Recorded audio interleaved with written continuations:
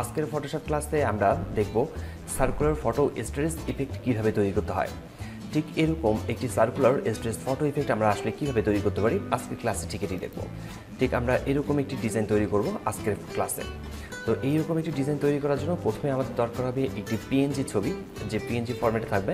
আমরা যে ছবিটাতে সার্কুলার স্ট্রেস ফটো ইফেক্ট তৈরি করতে চাই সেই ছবিটি হতে হবে পিএনজি, এবং আমরা একটি ব্ল্যাঙ্ক ডকুমেন্ট নেব এবং এই ব্ল্যাঙ্ক ডকুমেন্টটি অবশ্যই সব দিকে সমান থাকতে হবে এবং আমরা সার্কেলটাকে সব দিকে সমান রাখবো।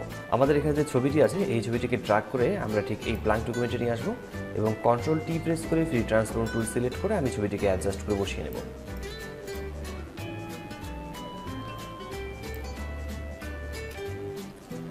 আমরা এখানে ছবিটিকে ঠিকভাবে বসানোর পর আমরা ঠিকঠাকভাবে বসানো হয়ে গেলে চেক মার্কে ক্লিক করছি।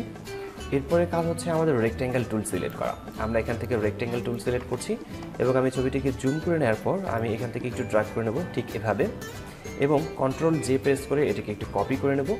কন্ট্রোল টি প্রেস করে ফ্রি ট্রান্সফর্ম টুল সিলেক্ট করছি, গিয়ে আমি এটাকে বড় করে নেব। দুই দিকে আমি সমানভাবে এই পর্যন্ত মিলিয়ে নেব এবং এই দিক থেকেও আমি এই পর্যন্ত মিলিয়ে নেব। এরপর এটাকে আমি উপরের দিকে উঠিয়ে নেব, ঠিক এখানে একটু বড় করে নিচ্ছি, আবার চেক মার্কে ক্লিক করছি। আবারও আমি রেক্ট্যাঙ্গেল মার্কে টুল সিলেক্ট করে নেব। এরপর হচ্ছে ছবিটিকে জুম করে নেওয়ার পর আমি এখান থেকে এই পর্যন্ত ড্র্যাগ করে নেব। আবারও কন্ট্রোল জে প্রেস করে কপি করে নিচ্ছি, এই ছবির লেয়ারটিতে ক্লিক রেখে কন্ট্রোল জে প্রেস করে কপি করে নিচ্ছি। কন্ট্রোল টি প্রেস করে ফ্রি ট্রান্সফর্ম সিলেক্ট করার পর আমি দুই দিকে এটাকে বাড়িয়ে নেব ঠিক এভাবে।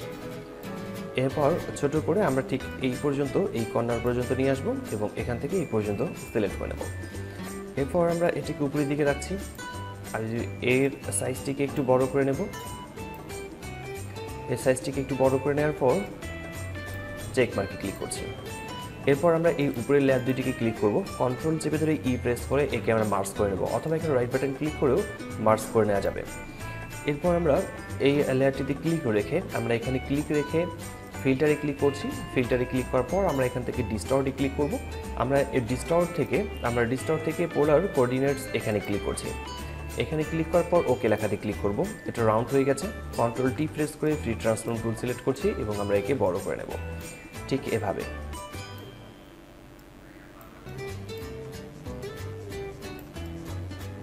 একে বড় করে নেওয়ার পর চেক মার্কে ক্লিক করছি।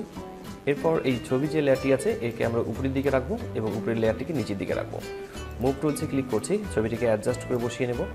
এরপর এই ছবিটিতে শ্যাডো ব্যবহার করতে হবে। শ্যাডো ব্যবহার করার জন্য আমরা এখানে ডাবল ক্লিক করছি।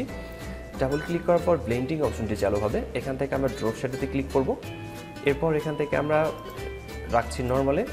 এরপর হচ্ছে ড্রপ শ্যাডো এর সাইজ করবো আমরা 100 এবং ডিস্টেন্স এখান থেকে আমরা সিলেক্ট করছি 10। ডিস্টেন্স আমরা দিচ্ছি 10 এবং সাইজ আমরা এখান থেকে সিলেক্ট করছি 8। এরপর ওকে লেখাতে ক্লিক করছি। তো খুব সহজেই আমরা সার্কুলার স্ট্রেস ফটো ইফেক্ট তৈরি করেছি। আশা করি বিষয়টি বুঝতে পেরেছেন। কোথাও সমস্যা হলে কমেন্ট বক্সে কমেন্ট করে জানাতে পারেন, আমি প্রতিটি কমেন্টে রিপ্লাই করি। আজকে টিউটোরিয়ালটি এখানে শেষ করছি। দেখা হচ্ছে ফটোশপের নতুন কোনো টিউটোরিয়ালে। ততক্ষণ পর্যন্ত ভালো থাকবেন, সুস্থ থাকবেন। ধন্যবাদ সবাইকে। আল্লাহ হাফেজ।